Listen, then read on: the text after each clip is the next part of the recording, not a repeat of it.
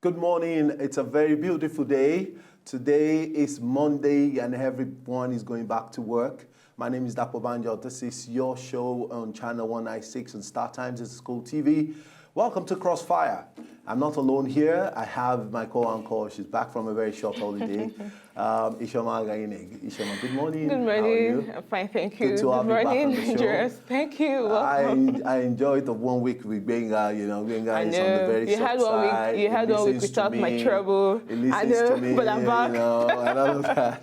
All right, good to have you back, Ishioma, on the show. We have, it's a Monday morning, and Lodjo Monday, so most of the times it's always a very busy, Mondays and all of that. And today it's really very loaded. And I'm going to have to take you through a couple of information that I have gathered here, and that's why and how we're going to start the show today. And get ready, don't forget, it's your show, it's our show.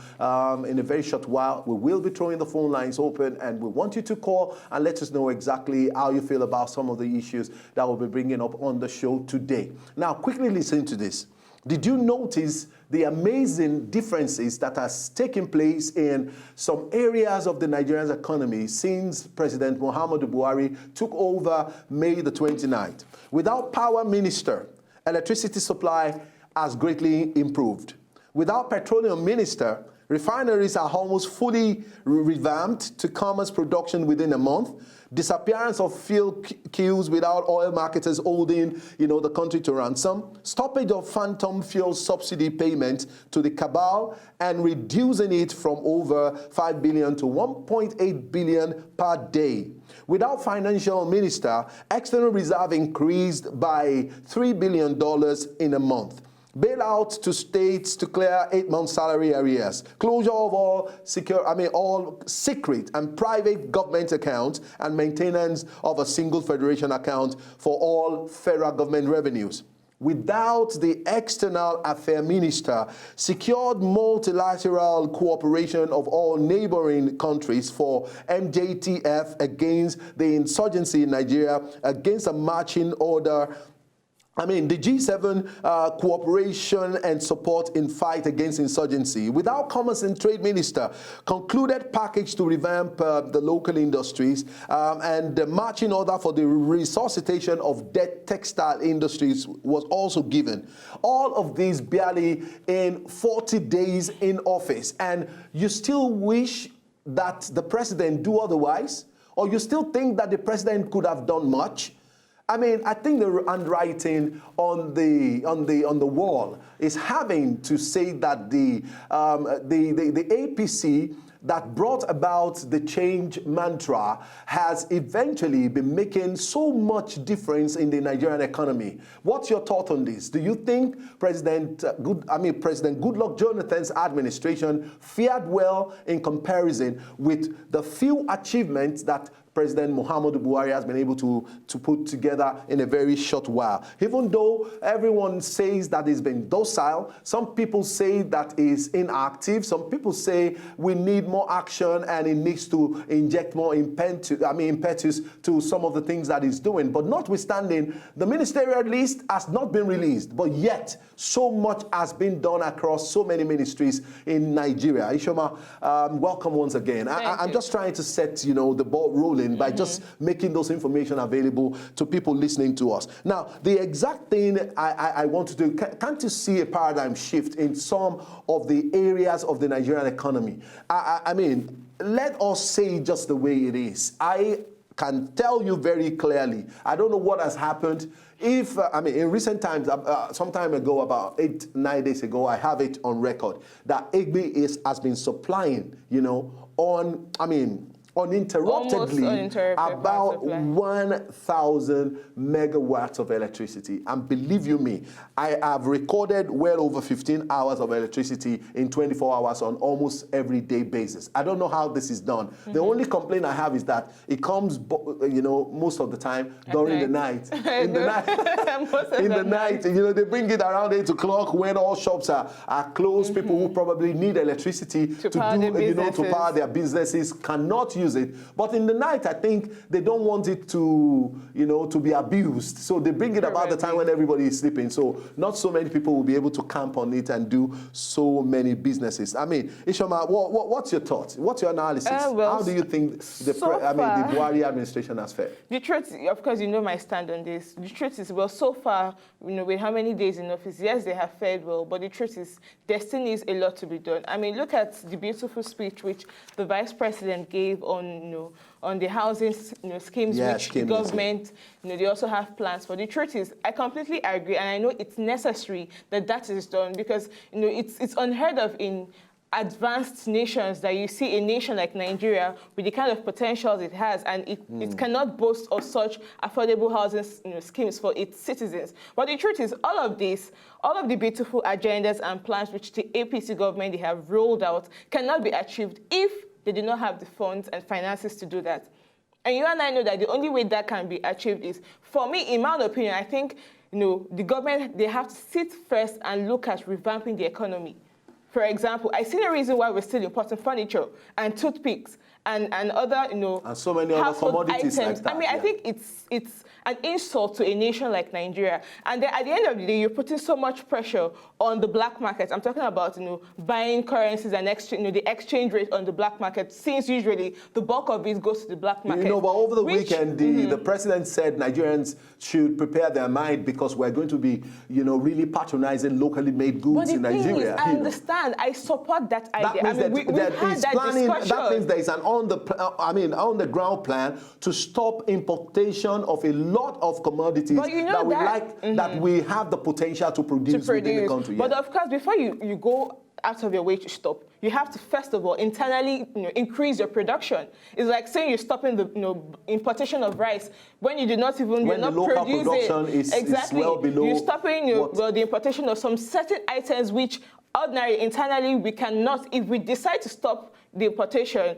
you're going to cause, you know, hunger, apparently, because you do not have enough to meet up your demand. So I think in as much as that is good, but then you also need to be able to, first of all, sit down and look inwards, you know, within the economy. How can we grow our, you know, reserves, our foreign reserves? If we have, you know, a national reserve that is as, you know, big as probably like in $900 billion US, for example, then you can say, okay, we can actually peg, you know, the exchange rate to probably a naira to a dollar. At the end of the day, who is going to benefit? Nigerians. Okay. So I think these are some of the key, you know, areas I need the government to focus on. All right. Since you've gone in that route, let's quickly look at one or two stories, you know, that are making headlines. The first one that we have, you know, since you mentioned, you know, and then again, I want to ask you, Ishioma, in your candid opinion, really. Yeah. Now we have a vice president in Yemi Osinbajo now in PMB's administration, but we have a sample, you know, during Goodluck Jonathan's administration. In comparison with, you know, aside from, you know, every time I try to remember a couple of things that Lamadi Sambo did during Goodluck Jonathan's administration where, you know, fun fairs, you know, it goes to, you know, place where they want to probably launch a new machine or commission a building and all of that and stuff. But we have seen a very active vice president. And really, for the very first time I'm saying that office really very functional. Which is good. Which is good because the truth is, I mean, from what we're seeing on ground, the president is also looking, because the truth is there's no way you can change Nigeria if you're saying, okay, I'm going to look inwards alone. Of course, you need a lot of foreign support, really. At this critical time in this nation's history, you need a lot of foreign support. So it's perfect that we're seeing the president doing that also, and you have his vice, who is also active. That is what leadership is all about. It's not just about one person being the figurehead and then the other person is just docile. And this is good. Perfect. All right, what we've been looking at on Crossfire today is politics and governance, and we actually have been considering a couple of things that has been happening in Nigeria in the last, you know, since May the 29th that PMB, that's President Muhammadu Buhari, took over, you know, politics, and he took over the economy, and he took over governance in Nigeria. Now, let's quickly take this story. Federal government has reiterated its commitment to the provision of affordable housing for Nigerians in partnership with private sectors. Now, Vice President Yemi Osinbajo, stated this in his keynote address at the weekend in Abuja during the housing show and housing development awards in Abuja. The Vice President, who was represented by Senator Osita Izunazo, declared that land acquisition and funding are the most pressing issues currently affecting housing provision in the country. He asserted that housing is pivotal to the agenda of the Buhari administration. And you will agree with me. When you travel to the north, Ishioma, you would observe that it is so very unfortunate because it looks as if the northeast, the north-south, and and the north central are totally caught out of Nigerian nation. The reason is that you see the kind, the type of buildings, very archaic, moldy buildings, and people still live in it.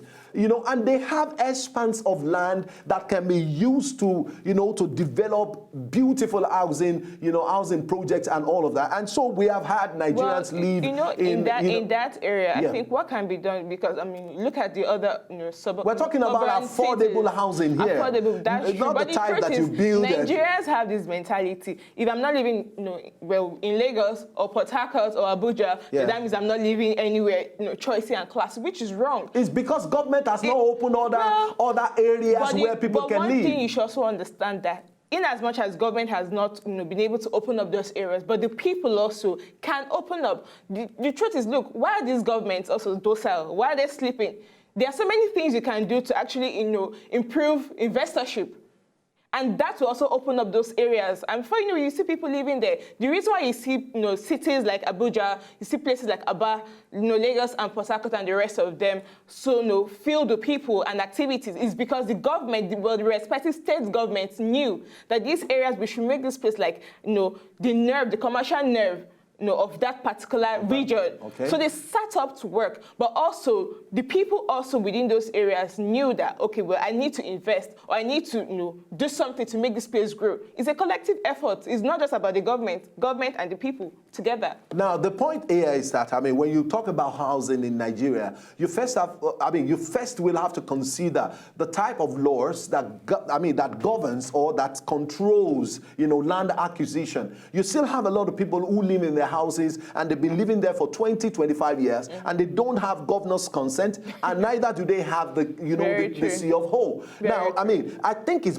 beginning to look good if eventually government is coming, and I'm talking about the federal government, because like in Lagos, every time I get really very hurt to know that we have a lot of people who live in who live in Lagos State and they're living in dilapidated buildings. Just a few days ago we had another building, that came down. And government is just simply saying, any building that comes down, government will take over the land.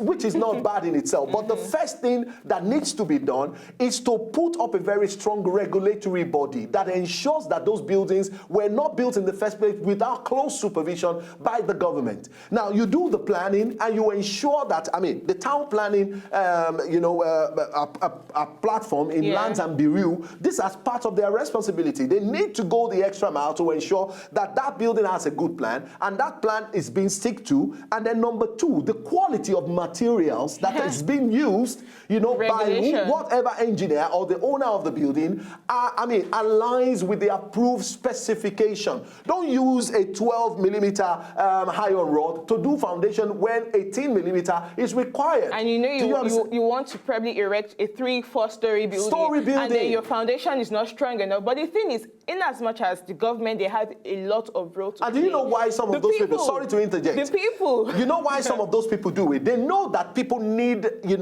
people need accommodation. And so you have a building that you got a plan and it was for a bungalow. Now you realize that a lot of people are paying so much. One, there is need for accommodation, and two, accommodation is very expensive. And then you see this person open up the roof and begin to just lintel it, and then before you know it, a bungalow has become a 2-story building. Why won't such building come down? And that's because we don't have the regulatory body, performing their their role, or playing their role and performing their responsibility and ensuring that there is an alignment with state government or federal government, policy, that governs what a building should be like. Some Nigerians use sticks and matches to chase out some of these officials for coming to seal a building that was almost now the Omoniles, it still goes back to the same thing. Now, at the end of the day, you see that in as much as the government on one hand, they're trying hard, they're trying so hard also to meet up with their responsibilities.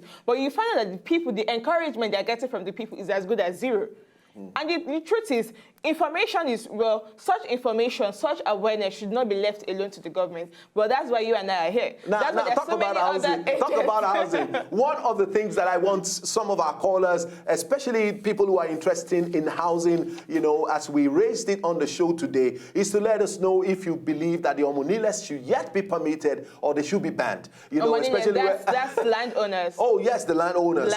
Government owns every land. So what duplication? When you have an Omonile, government will say, okay, you have to come and do this with us. And then Omonile is coming to say, before you lay your foundation, you have to pay this. Before you start, you do lintel. Once your building gets to the lintel level, you have to pay this. Before you roof your building, you have to pay this. And most times, even before you start living in there, you have to pay. Of course. And most times they will even tell you that no problem, even if you do not get a government approval, we're behind you. Most times that's what they do. Do you know what happens in my area, Ishioma? The annoying thing is that every trailer load of cement, the Omonile collects an amount of money from the trailer. And most times the trailer, guys do not want to pay because they are carrying your materials. So for iron, for cement, for blocks, for sand, for everything, they collect money from you. This is a house that you are building. You are building it sometimes for yourself, or you are building it to help the community. And they tell you that these monies are made for community development, but they do nothing.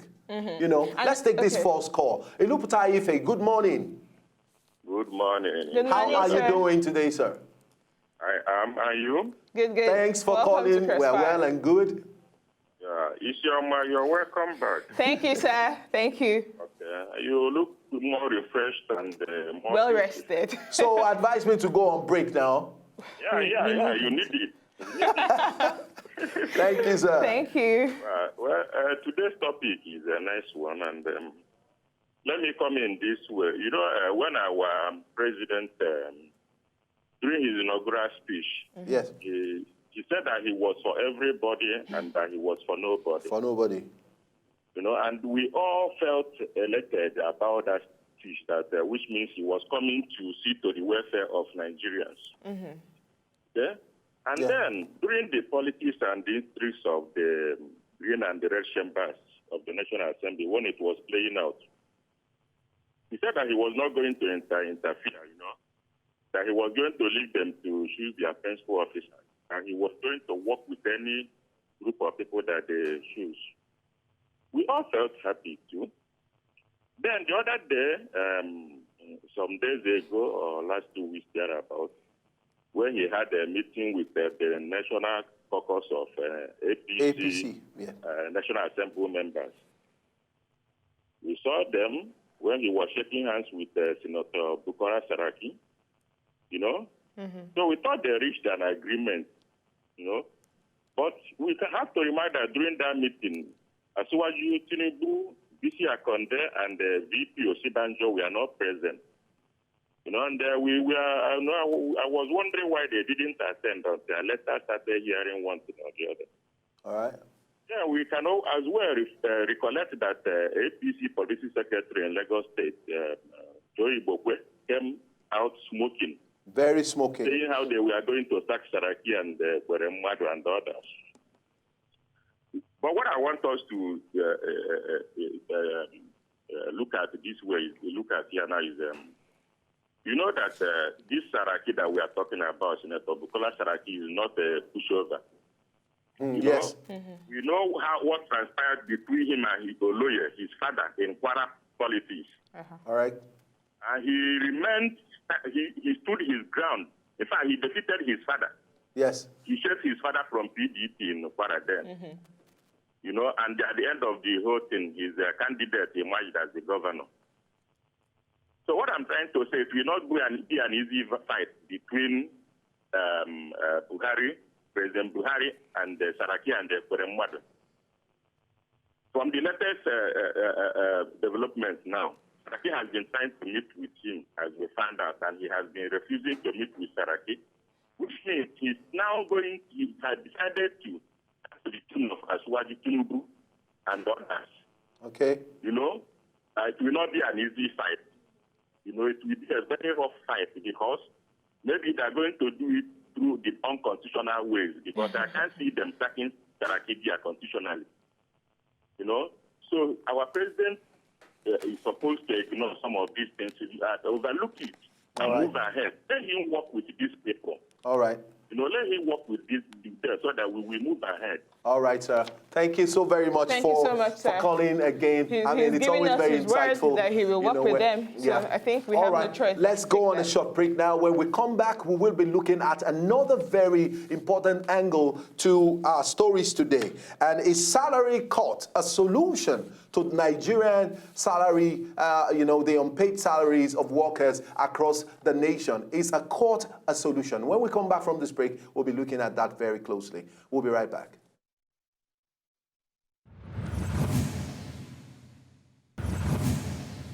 So, did you like what you just saw? I know you did. It's very simple. If you want to see more, just subscribe to our channel right now.